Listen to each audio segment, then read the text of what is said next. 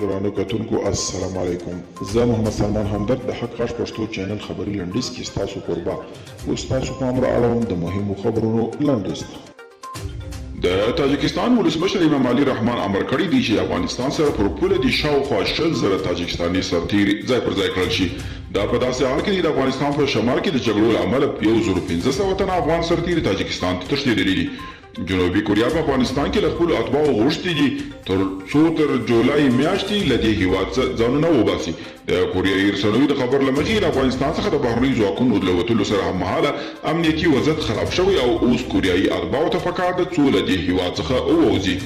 د کندهار والي روح الله خانزاده د یو ویډیو کلیپ په خپرولو سره ویلي تېره ورځ یې له ولسمشر غني سره خبرو کې ژمنه کړې که چیرې طالبان کندهار ورڅخه ونیسي ځان وژنه به وکړي. جدي الفاظ رئیس جمهور ته وویل مرکز ما په وجود کې کندهار طالبانو ته ما تسلیم کړي یا کندهار طالبان راڅخه ونیوي زه په خپله ځان په داروم خو در تا پورې نه درځم چې زه تسلیم او کرزی وایي افغان ځواکونه خپله خاوره ساتلی سي خو بهرنیان لا هم مداخله کوي. د افغانستان پخواني ولسمشر حمید کرزی وایي افغان ځواکونه په یوازې سر هم د خپلې خاورې د ساتنې لپاره چمتو دي خو د افغانستان په چارو کې د سیمې د هیوادونو د مداخله او د افغان دولت د له پامه غورځولو هڅې لا هم روانې دي.